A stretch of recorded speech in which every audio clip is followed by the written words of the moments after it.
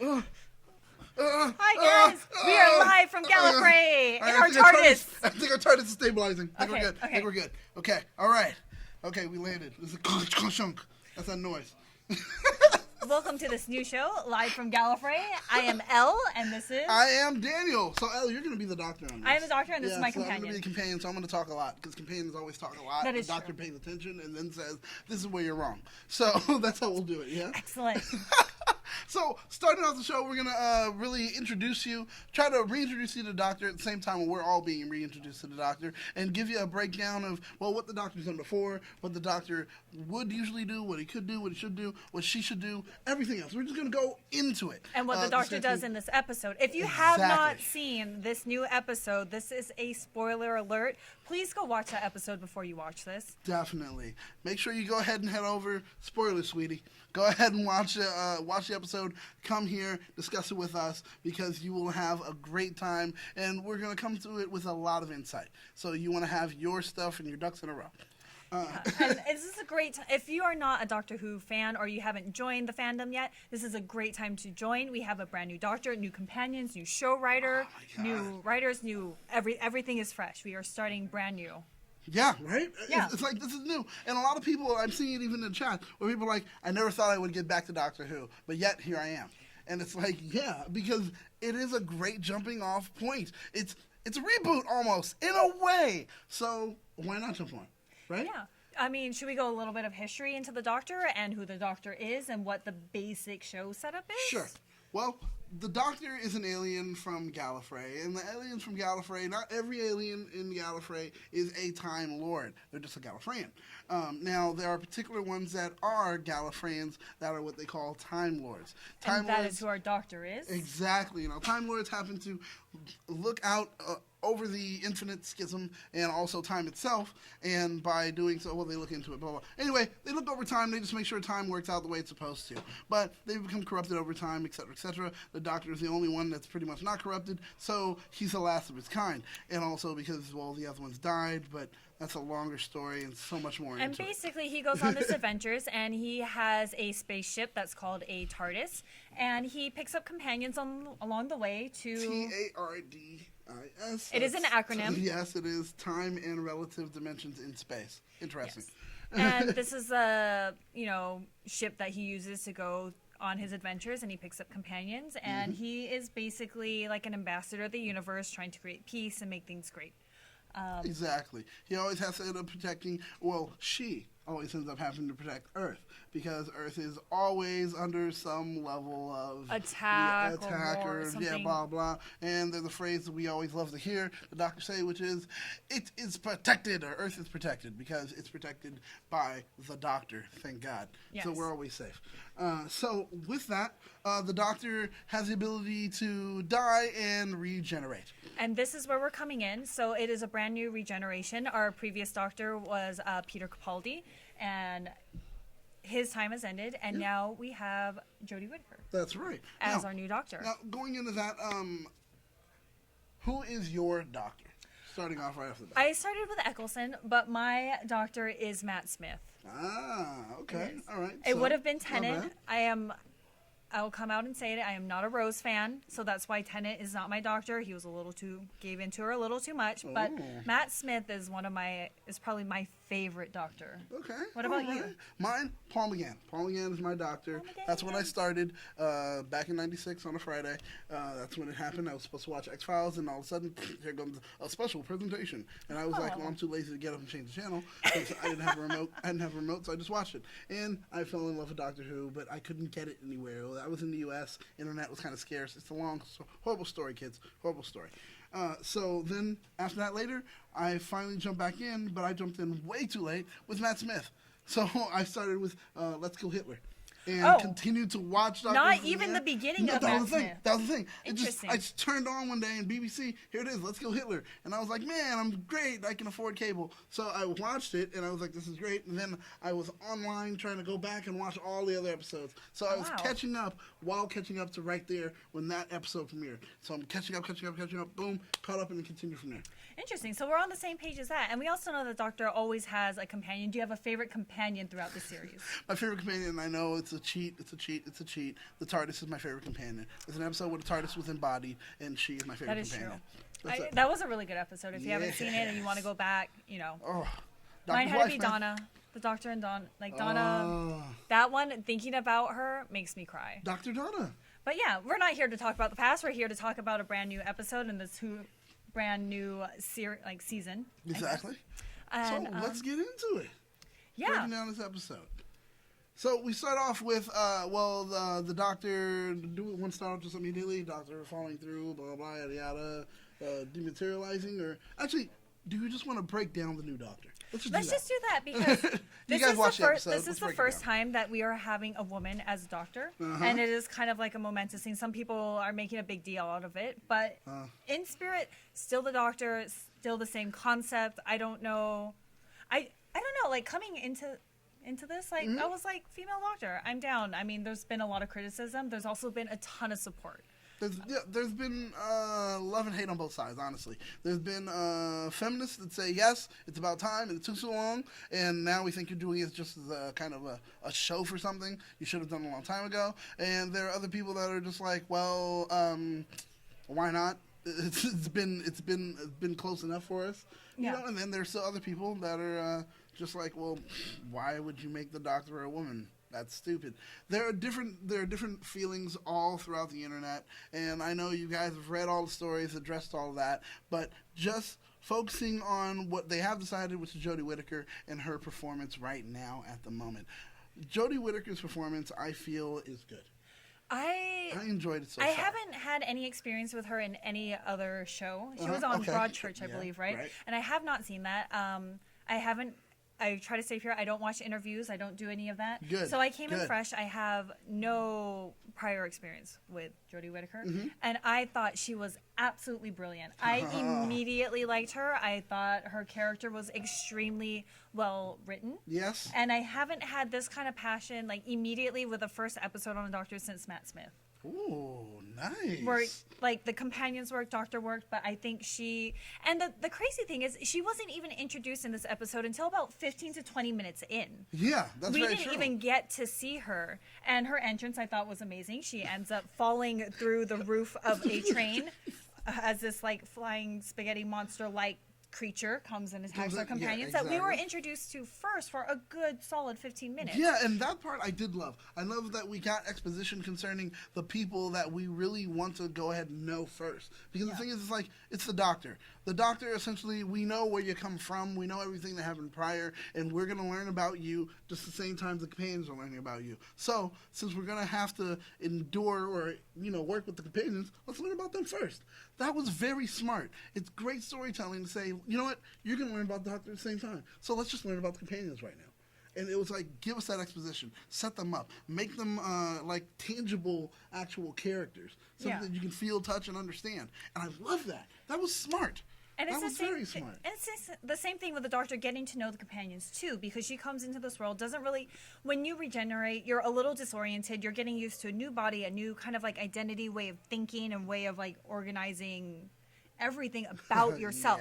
It's same, but so different. And you get this Doctor who is incredibly still kind and wants to help people, and that is like the basic characterization of the Doctor who wants to help.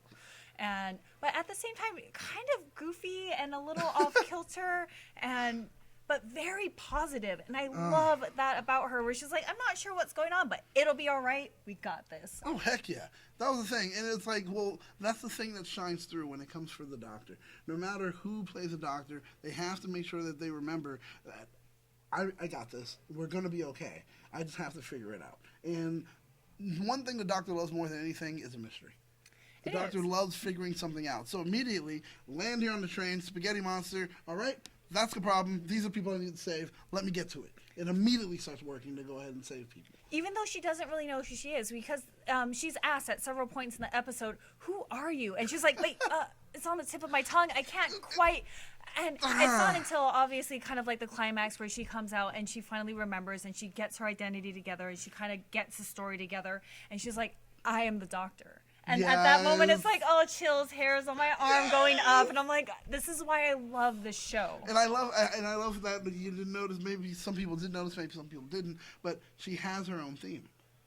That's I actually did. When she announces that she is the doctor, because that's where you always get the doctor. I have to go back and watch this now. And you go back and you're going to see who they chose, what they chose, and it wasn't the bum, bum, bum, bum, bum, bum, bum. Yeah. It was, of course, different. And it was like, I know that we retreated from that song back when we got Capaldi. We didn't hear anymore. Yeah. And Capaldi had his own. And now this doctor also has her own theme. And it's just like, yes.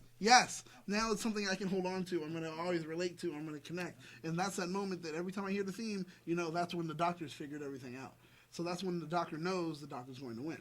That's how I've always seen it in every episode. When you hear the theme, the doctor knows. Even if we don't, the doctor knows. Yeah. So it's always great. That is a really good statement. I like that insight, and I'm going to have to go back and look at the music and look at the themes of this because everything is so new. I was caught off guard by everything that they're doing. So it's a lot of information. We have this new doctor, but also we have the new companions. Oh, yes. And that's what we were talking about it a little bit, and this is how we're introduced. And we first start off the episode, and we see kind of this video clip of this young boy who's 19 years old, and we find out his name is, Ryan Sinclair.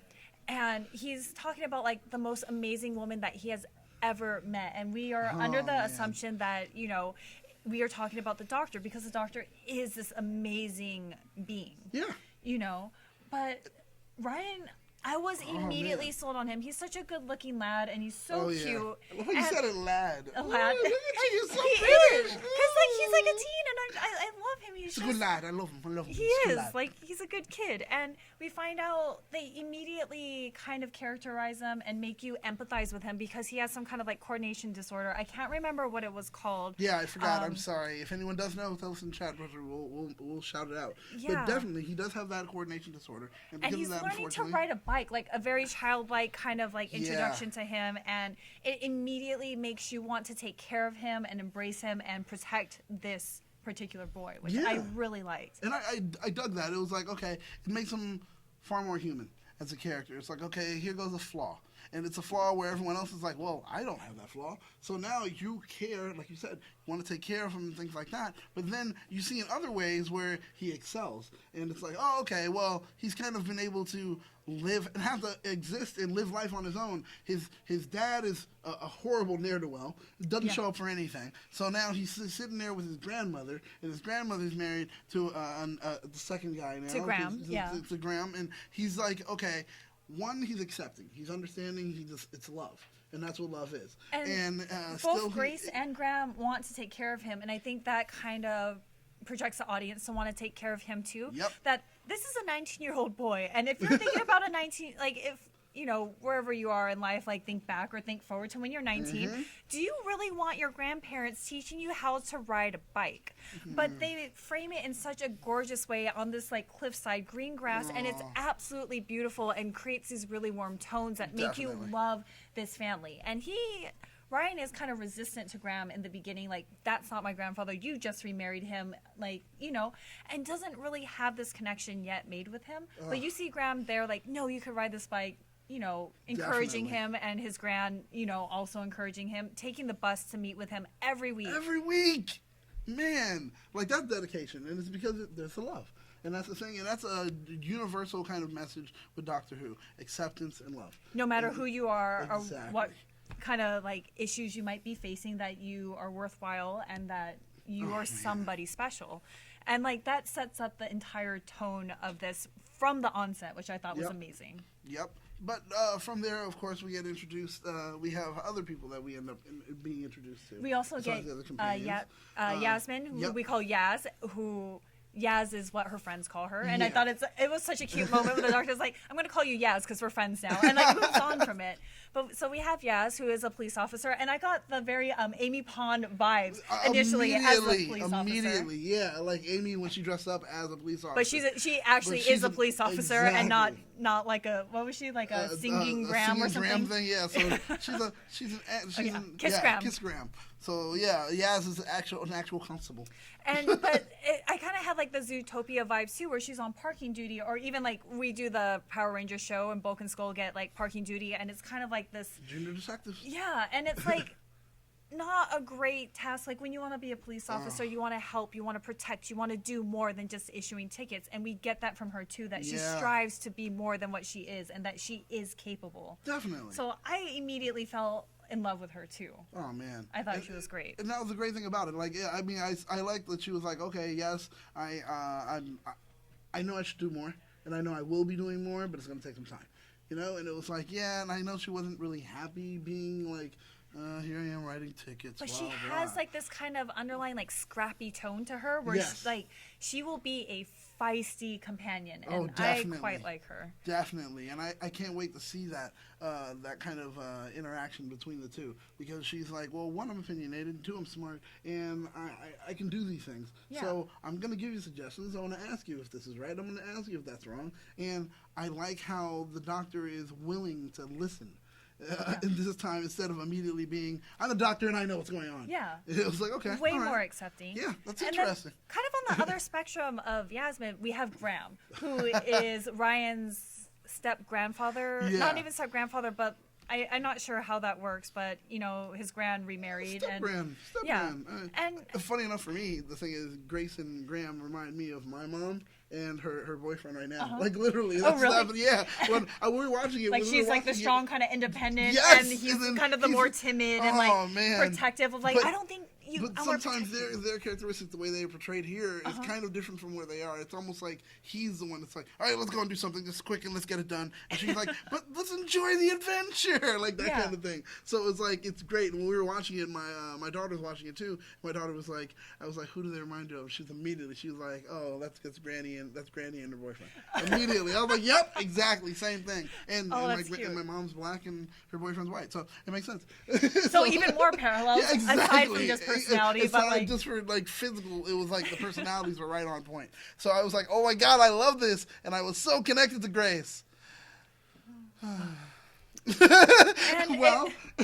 And if you haven't seen it, Grace is kind of like this catalyst for Graham to step up, because he comes off very timid and like, no, we shouldn't do this, like very kind of close-minded too, of aliens don't exist, I don't want to believe in this, I want to have a safe, comfortable life with you, the woman that I married, and have this great family connection. And she was like, adventure. And as you see at the end, which I was getting emotional, but I like to pretend that I'm stoic, I don't cry in front of people, but if I were at home, I would have been quite upset, because Grace actually dies. Yes. And in all the posters, you don't see her, so you kind of already knew that something happened to Grace. Yeah. Like, she is not in any of the previews or trailers or any of that, so it's like, what happens? I quite like her. That's what I was sitting there, and I'm the whole time looking at it, and I'm like, all right, I see Grace, and they're giving her so much, like, they're giving her so much characterization and love, and you really like her, and they already, like, rip your heartstrings out. Yeah, immediately, and that's something actually that people were talking about when it came to the episode, was it was dark. It was dark, more on the story level, because they felt that it was almost too dark. There was too much death. Some people were saying. And I don't know if I would say there was too much when it compared to, like, I mean, we've had episodes, if we go way back to Eccleston, everybody lives just once. You know, like, oh, great, everyone lives just once. And that's a phrase because, well, usually everybody dies, or a lot of people die in Doctor Who. So it does happen, and it can be a state of just, oh, well, it's casual. You kind of forget it. But in this one, the thing that was different is that people were summed, as I call it, S-U-M, which is straight up murdered. That's what happened on this episode. People were straight up murdered. There was a security guard. And I liked him too, because even that small security guard, it was enough in that small little conversation that he had on the phone with, like, his grandchild or something. It was thank you so much for calling me. Not a lot of people would remember, like, their granddad, and he was immediately off. But it's enough for the writing where they, with the little time that they have, just a couple lines of writing, give them a solid character where you're actually sad that their lives are being destroyed, and it gives you a sense of, like, the other people, that they have lives outside of what we see in those brief couple seconds. Definitely.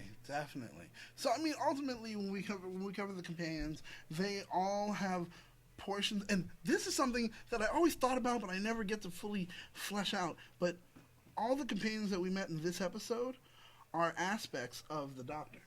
Interesting. Why do you say that? Grace happens to be full of ready for adventure, to go and chase it and, grab life by the tail, and then go along with it. And then we have Graham, who happens to be the cautious kind of, let's take a step back and let's evaluate before we make a move. And that's where he levels out with Grace in that way. Even though he's afraid and he's not ready to go for it, you have to think about it in that way. He's kind of the one that evaluates. And the doctor is always thinking and evaluating. So that's why he's a step ahead. That's why doctors always step ahead. And then you have Ryan, who is like, okay, I may have something that some people would count as some level of disability, but that doesn't stop me. And because I do have this, sometimes I wouldn't say overcompensate, but it's just like, I'm great at so many other things. Yeah. And I am here, and I'm brutally honest.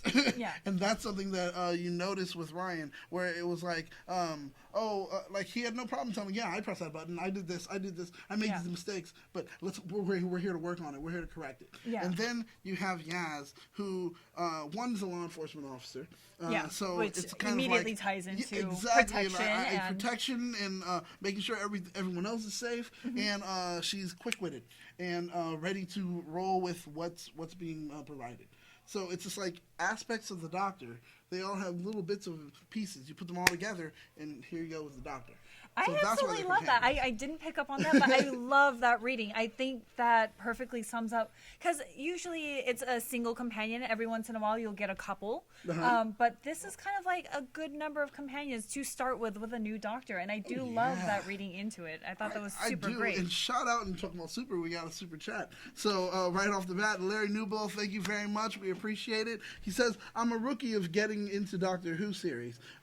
Major proud. Thank you so much. Thank you so much for watching, and at least in trying to enjoy it, Larry. Larry, once again, you've been with us since we started really going with our streams and everything, so we're glad that we're able to introduce you to something new and see exactly how you're going to enjoy this ride and expand as much as we do. And we're on this journey together. This is all brand new. Great time to jump in. Come and talk with us. I would love to hear your opinions on all this stuff. We do have that super chat feature where we will make sure to read those comments, because it does go by really fast. Oh, yeah. Like, you see, you guys have already chatted. If you're scrolling up, you're like, my God, there's been so much conversation going on. So we appreciate that you were able to go ahead and, help support us while we can make sure that we can give this story out to you. Break it down as much as possible. So moving on from there, when it comes to the companions, I was thinking of... But also our main antagonist. Well, we have the good guy, the Doctor, and the companions. Of course, we have to have an antagonist, and it's the monsters. And I'm actually wearing my Doctor Who shirt with a lot of the, classic villains that we have. And I love it, and that's a genius thing to do as far as the shirt itself. I mean, we have a bunch of classic villains here. Now, if you're not familiar with them, even though our shirt does kind of display a few of them, we've got the dialects, we've got silence, we've got the angels. Is it Cybermen and Weeping Angels? And the Weeping Angels, and of course the TARDIS itself, which is interesting. I don't know why it's on the shirt, but it's a great shirt. They're all coming out of the TARDIS, and they're walking through. Yeah. But I gotta say, I do love the shirt, and since we're talking about shirts, I'm gonna talk about this one right here. Battlestar Galactica. This is from our website. Of course, you can get it there at TeePublic, tpublic.com/#show store, where you can get all kinds of T-shirts. And if you're interested in making sure that you look just as cool as Elle, you can actually get Elle's. Well, you can actually get Elle's shirt. Well, because it's kind of naughty. Well, that's the teabagger shirt. If you would like. And we also had the Battlestar Galactica. Battlestar Galactica. Of course, it's the Galactic Squad. Yep. Squad up. I love it. Thank you. And then one thing I'm loving lately on the T-shirts is actually that the hashtag one. Just the old school retro hashtag shirt. Yeah. I love that symbol, and I was like, I need to actually get that and just start repping that hashtag. So when people are like, what is that? You're like, oh, the hashtag shirt. You got that hashtag shirt. You don't know? Oh, dude, check it out. It's on YouTube, blah, blah. Check out the website. It works. It works. It's cool. But we also, of course, do focus on a lot of things here on that hashtag show, so you can see them all there. And geek pop culture. So we have our Power Morphicon shirts. If you want to represent your Pokemon Go team, Team Instinct, let's go. Of course. That is your vice, definitely. And then the Power Morphicon shirts from this previous year. Not previous year, this last year. Couple months ago. Yeah. And those are amazing. So many cool mashups and themes that we have. I'm going to ask you again. Which one It is has to be number the one? space. Space is my favorite. I love the Star Wars one. I thought like the font, everything about that is amazing. Oh, definitely. I'm still there for the Fast and Furious one. I know that's Jester's favorite. If you don't know, Jester's talent here on that hashtag show. You'll see him a lot for a lot of things. But that one is great. I love that one the most. But moving back into the show, we said monsters, and we were talking about them. The monster on this one is very specific. It's kind of like it's like 1.5 enemies that we encounter. Right, like we have this on the train. I keep calling it a flying spaghetti monster. It does float and it has a lot of tentacles. Yeah. Flying spaghetti monster is perfect. I like that. All right, and we find out that it's half machine, and it also does have some like biological elements to it. So it is a created thing, and what creates it is this creature that comes out of this teardrop like egg that cracks open, and we find out he was sent to Earth to find a target, and it's like a Where's Waldo game where he has to find it and rip out his teeth and add it to his face. I don't get that. Weird. It's like Predator, but he has a dental fetish. But also, it kind of reminded me of like Black Panther and Killmonger, how he like marks all the enemies, but he takes the teeth and inserts it into his face. It's as weird as it sounds. It's the enamel monster. It's I wonder weird. if he brushes His whole face with a toothbrush. Well, he clearly doesn't, because you see his teeth were like blackened out and dirty, and it's like, oh, horrible. And that was so weird for me. It was like all these shiny, bright teeth on your face, and then he'd speak, and you were like, oh. It was weird, and he had this very Darth Vader-like thing with the mask that he reveals his like crazy, ugly, decrepit face made out of teeth. It was not the best. It wasn't. But it was a good monster. Like, it was horrifying when you took out, because I thought his suit looked really good. I thought it was amazing. I kind of thought it was like a Cyberman kind of thing where he. Oh yeah. Where that was his face. I saw the exosuit, and I was like, all right, perfect. This is great. I thought it was a monster, but then he takes off the mask and he's like, I am Teeth Face. And I'm here to hunt down this one target of mine. Or Tim Shaw. They call him Tim Shaw. I love how that was how the doctor was like, oh, this is how I'm gonna get you.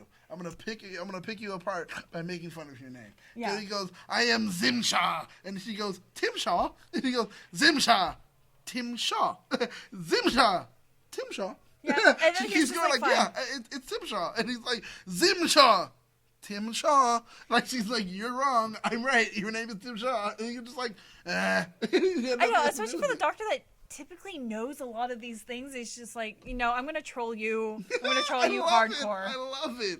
And she just keeps poking, and throughout the episode, everybody called him Tim Shaw, and that's it. He didn't like that at all, but it was great because it gave them time to kind of figure out what his mindset was. That's what she does it for. Yeah. It's psychologically, it's like, okay, I'm gonna pick on you. I'm gonna tear you apart. I'm gonna see where your weaknesses are, and they're more than just what's physical.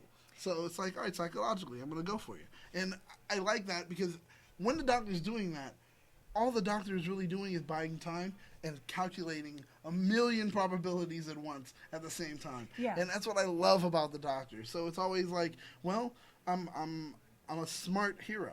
I don't have to use superpowers. I don't have to do this. I can just think it out, and it's going to work. So it's great to see the doctor have to interact with the monster. But so, like you said, we have two monsters essentially.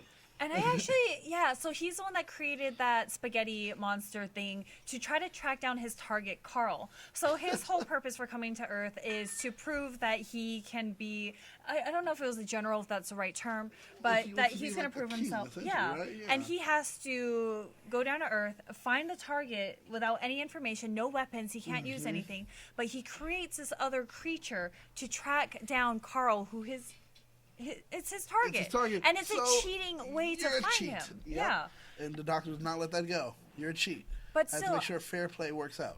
But I thought this monster was super interesting because a lot of times we see the monsters come to Earth, especially in the first episode with a new doctor, and they try to conquer Earth.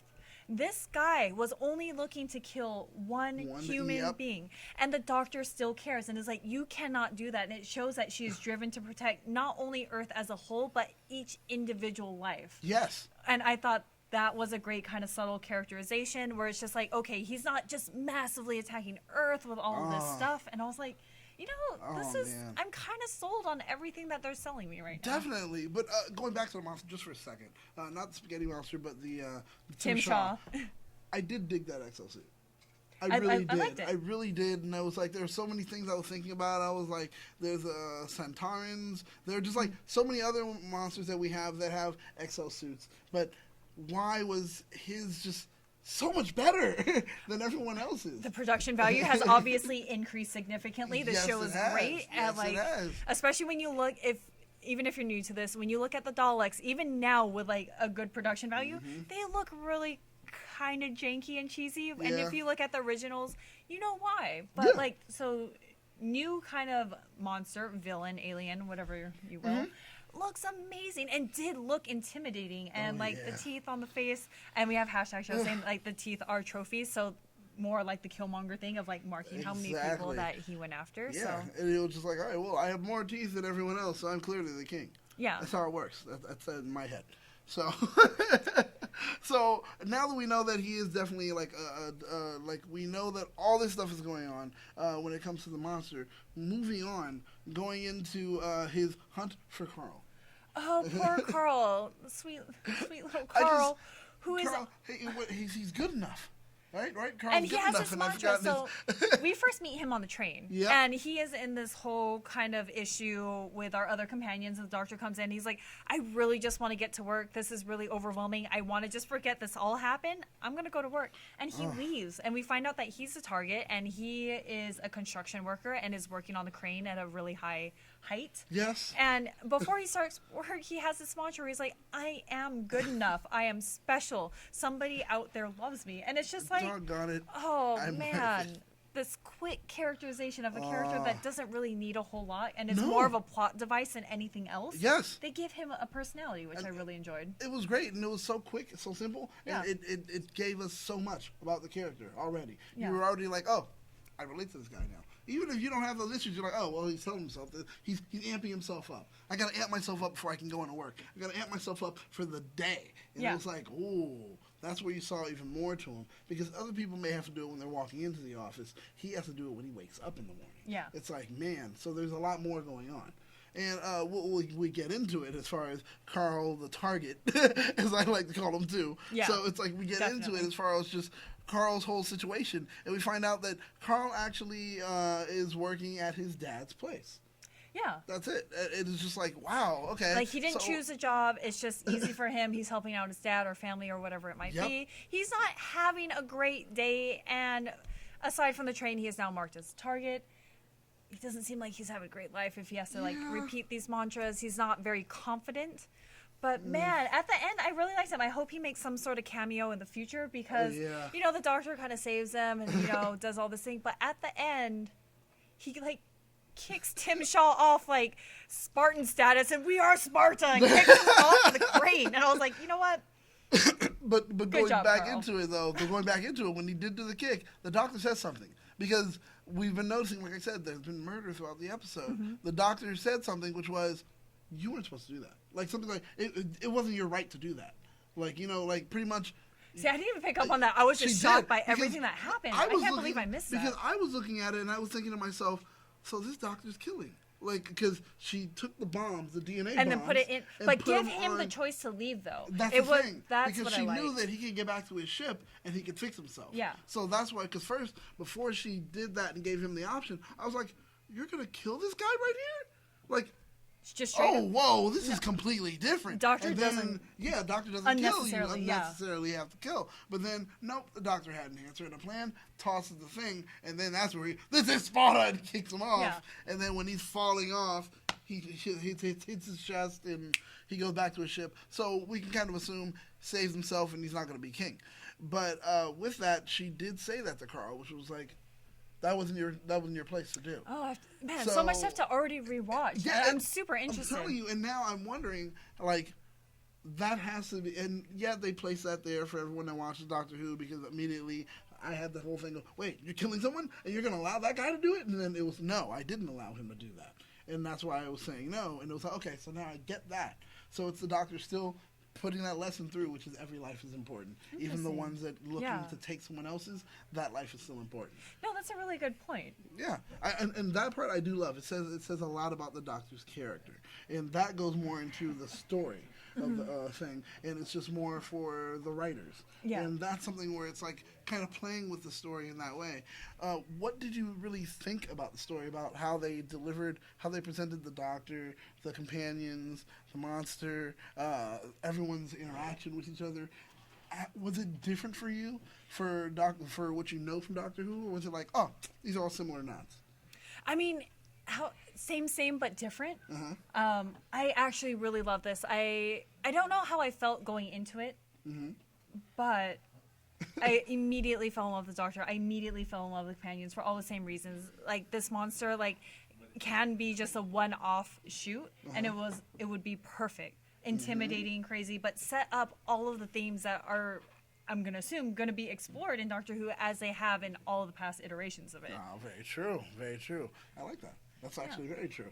That's the best way to look at it, because it's like we're going to be learning a whole lot more, and we're going to see how the Doctor has changed from being just, every other Doctor before. And each one has a personality, and I'm interested to see more of hers, because I feel like it is... I don't know, because you see someone like Eccleston, who's kind of more like hard and straight line, and then you have Tennant, who's more like a little... you have to remember, Eccleston came straight out of the Time War. That's true. So that has a lot to do with it. Makes him gruff. It was pretty much, he was supposed to be our war doctor, but he didn't want to come back. So he comes straight from the Time War. He's tough. He's seen so much death, and he's ready to take the blame for everything. That is so true. He just feels it's a weight on him. And then we get to after Tennant, who's like, now I've come out of and trying to come to terms, exactly, or maybe not even trying to come to terms with it necessarily, but trying to move past it. And you see it getting really repressed with someone like Matt Smith, who is goofy and like giraffe dance all over the place. But Matt Smith, I feel the thing with Matt Smith's whole character was a whole kind of breakdown or a welcome to, I need to make sure that I can move on. Or there has to be some level or understanding of moving on. But at the same time, it's consistently not in the back of my head, but right in the forefront.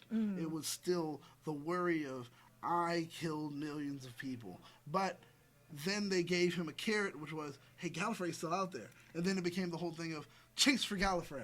Because it was like, I didn't kill everyone. They're still alive. So then he got to be exactly what he looked like. He got to be very cherubic. He got to be very happy. He got to make sure everyone else was enjoying. He got to be the clown.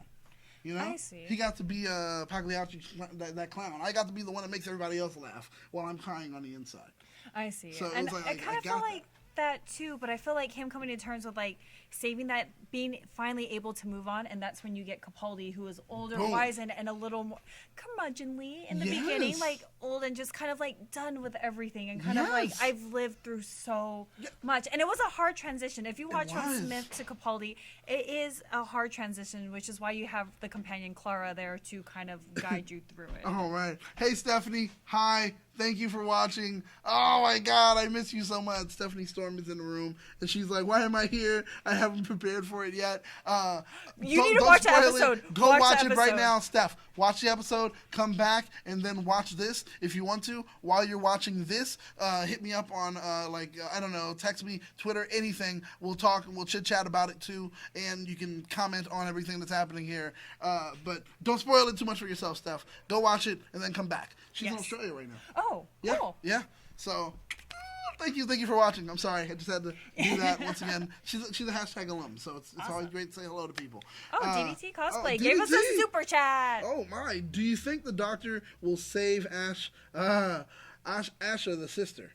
That is a good question, because we don't know.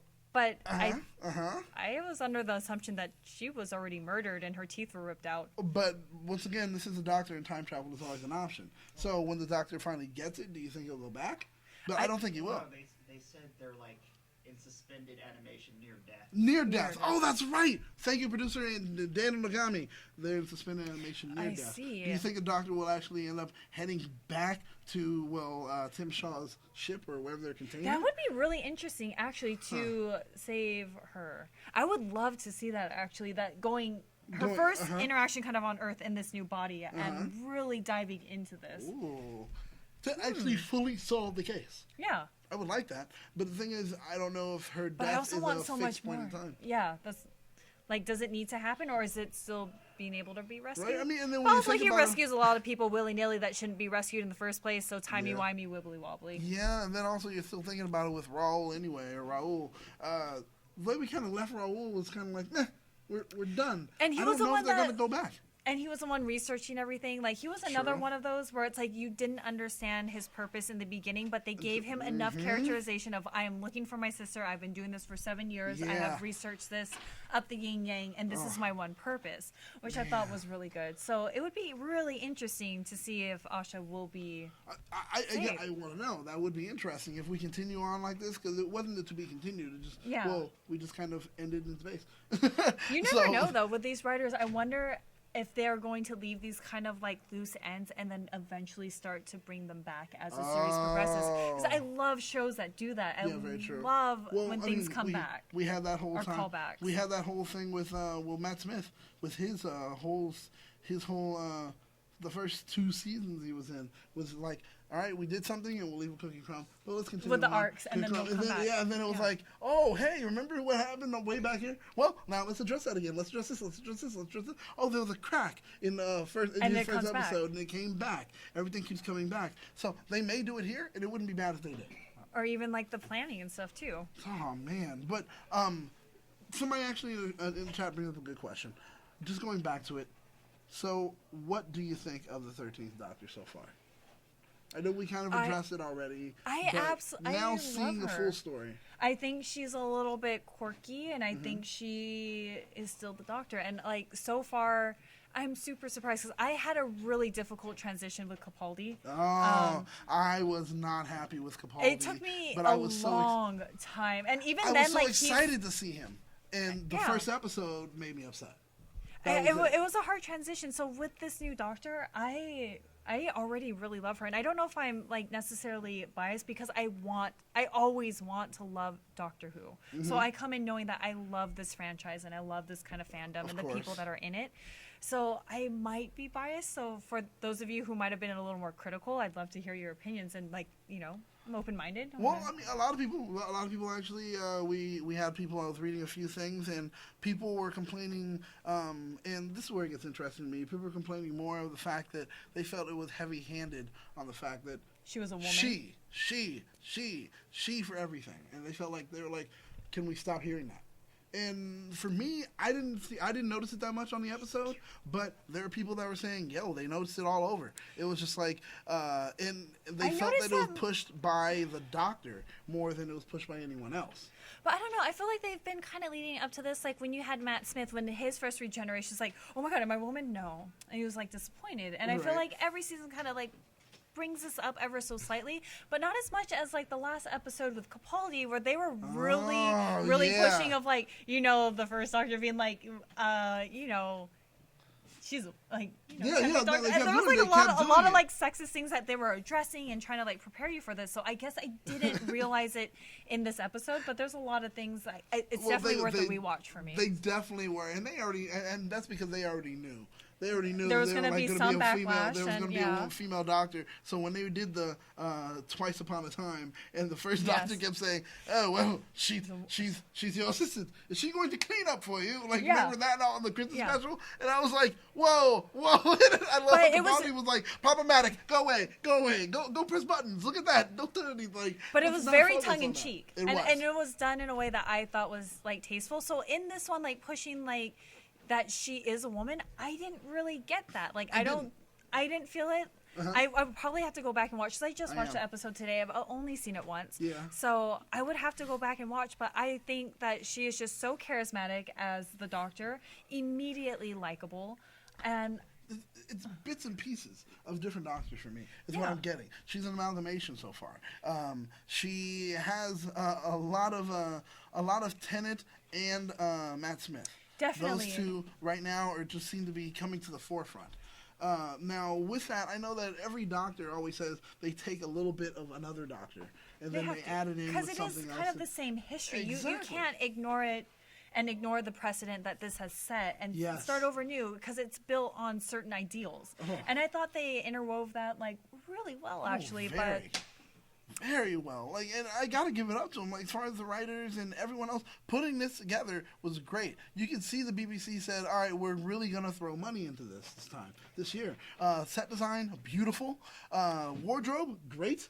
Okay, can we talk about the wardrobe too? Because like she talks about something and she keeps mentioning my pockets are empty. And if you're a girl, you know how hard it is to come by pockets. So the fact that she has a coat with pockets where she can keep her Sonic and other things, and she's wearing these kind of like culottes with suspenders and boots where it's casual, but also like it does have that kind of doctor feel to it. It's casual, has the doctor feel, but I love how when she was working on stuff, she rolled up those sleeves. Yeah. For the new jacket. Oh, when she was making her Sonic? Oh my God, that was great. And she didn't even change yet for that when she made her Sonic. No. And going into that, I forgot. Let's go into her making the Sonic.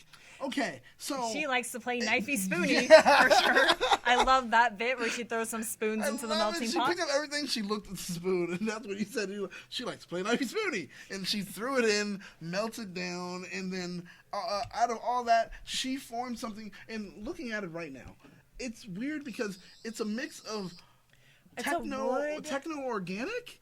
It has. You were mentioning it has the wood grain, but it is made out of metal. It has a metallic look, so it kind of is that space age with like the, kind of natural. Yeah, right. I don't know. It's I'm weird. missing words. I don't know how to recall words. It's supposed to be metal. Everywhere where you see the silver right here, it's metal. And with that, it has a wood, almost like a wood grain kind of look, where it looks like, wait a minute, so was it molded in wood? Like, she pours in the melting pot thing, and then you have to put a sealer and lock it in for the mold. She was doing crazy stuff. She was like burning it. She was doing all kinds of weird science stuff, I guess. And that's why I wonder. I'm like, so did she do it that way? And did she make it where it was like, okay, here goes some mold kind of thing for it, and then inside there's a crystal. Where did you get the crystal from? I don't know. I kind of thought she took it from the ship, and that's why it has that orange glow, like when, and she brings them back. And I'm kind of curious, like we actually have, Nagami brought his collection of sonic screwdrivers over the course of Doctor Who. Do you have a favorite screwdriver? And what do you think about this new one? Yes, exactly. I always ask people usually, what do you think is your favorite sonic screwdriver? We were talking about that earlier. Out of all people's favorite sonic screwdriver. Well, I do like the classics. The classics looking like a doctor's instrument sonics. These were the sonics I grew up with. So I probably I think this is the 8th Doctor Sonic. This one's it's probably my favorite. Is there any reason why you like this one? Yeah. No, it just seems it speaks very Doctor to me. And then as for the new one, I like it. It's like ergonomic shaped. Yeah, it's kind of. Yes. It turns. Yeah, I love it. It's more spacey. I'm into it. Back to you guys. That's our producer. The guys, you guys usually never get to see him. He's behind the scenes making sure that everything Daniel looks Nagami. great. So thank you, Daniel. Thank you for giving us your opinion. He's also Whovian, so that's why it's probably best for him to be able to produce this show. Is that your favorite? That is definitely not my favorite. Oh my God! I mean, well, it could be. I should play with it. I'm not even getting there. Never mind. This is never mind. Matt Smith at one time was my favorite. It was because it does extend. Like, well, Tennant is a little jealous of that extra little. Oh yeah, that's right. Remember because it was like, Yep. It goes. But then the Capaldi one is also really cool. That he uses for like one episode. Was amazing to me. I love like it. The one episode, but he also had the sunglasses, which were like convenient too. So yes, I just love this. Capaldi's, I don't know, I loved it so much, but he barely used it. Yeah, that was my problem. People's favorites? Oh yeah, well, people's favorites. Let's see what everyone else is saying. Let me see. I'm not good at spelling. How do you spell that? Oh, I'm just saying went out. Oh, we have to go down. Just kidding. But no, we have to go down. Okay, so you're talking. Well, David says that 10 is the best. So, I do love 10. Wow. Okay. All right. I can deal with it. I can deal with saying that people say it's the best. I mean, it's very sleek. It has like a really cool design. I mean, I am a fan of Matt Smith, and I do love this new one. Like, it's just so different, and it looks like a space instrument as opposed to like the very traditional like screwdriver appearance. The other ones were good when they came out, but for their time they were just exactly that. And I feel like they do speak for the time. Like each screwdriver kind of speaks to that doctor and to like the story that they're telling. So yeah, I don't know. Yeah, and it makes sense why hers is rather ergonomic and small because it can fit right in her pocket. She's not carrying like a bunch of other stuff. So boom, where is it? Right in my pocket, and that's it. The end of it. Oh, is that Rivers?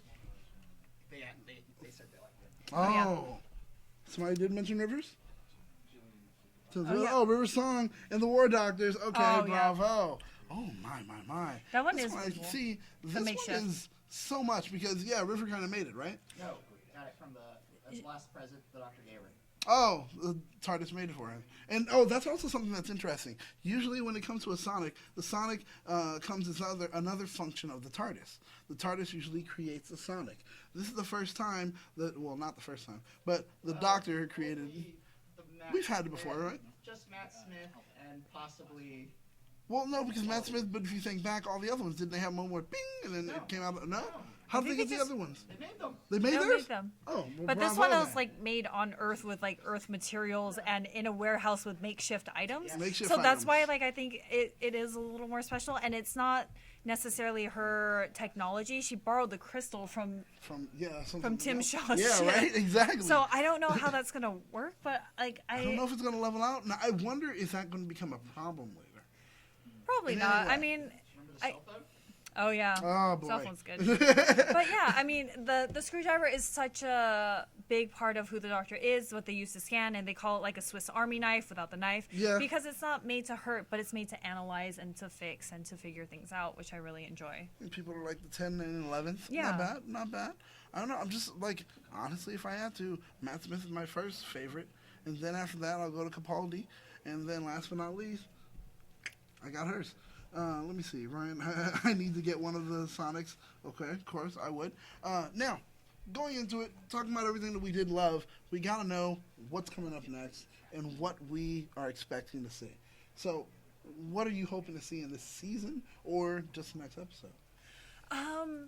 I mean, we kind of talked about like Asha maybe potentially coming back, but I want to see how this Doctor, because they always weave in the classic monsters and enemies or aliens, whatever you call them, into it, and to see how she's going to approach and how they're going to bring back these classic monsters. Every single Yes. Doctor has to encounter them, like the Daleks and the Oh, yeah. Cybermen, and they always come back in a new, interesting way. And I want them to do something fresh and not the same stories over and over, like Daleks again because of this random loophole that happened. So I hope the writing for those kind of Makes it different, because the writing for this, like, I'm already in love with it. Yes, and you don't want to see that same problem rehashing exactly. I do want to see her run into a Shilder.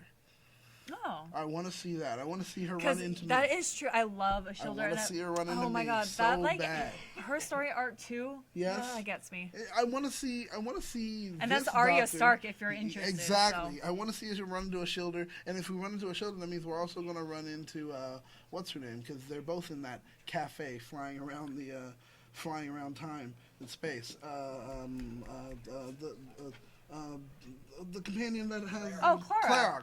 Oh, the last Clara. cafe in the very Exactly. end. That is true. They're at the cafe at the end of the universe. So, pretty much. Douglas Adams. But I want to see that. And I want to know exactly... I want to know exactly how old companions see this new Doctor. And I want to know if they're like, well, okay, you're the new Doctor. Prove it. Because I feel that every companion was like, my Doctor was the Doctor. Your Doctor was a Doctor. Like, I feel companions are that way about it. That is true, and I feel like the audience is like that too. Oh, yeah. So, like, as you with the audience, like, what would you want to see the Doctor do? What do you have? If you have any expectations, what kind of enemies that you want or characterizations? Oh yeah. I kind of feel like are they going to build a romance between Ryan and with Yaz? I feel like that might be setting up. I feel like a lot of the companions end up being couples. We Yeah, had true, the best true. ones are the pawns, of course. Yeah, like, true. couple-wise. Like, I love them a lot. But that's the thing. I don't want that to be something, because that can be almost a trope, too, where it's like, there's a male and a female on here, someone needs to get together. Yep. Does You're a that always boy, need to I'm a happen? girl. How hard is, like... Yeah, so it's like, does that always need to happen? I don't know.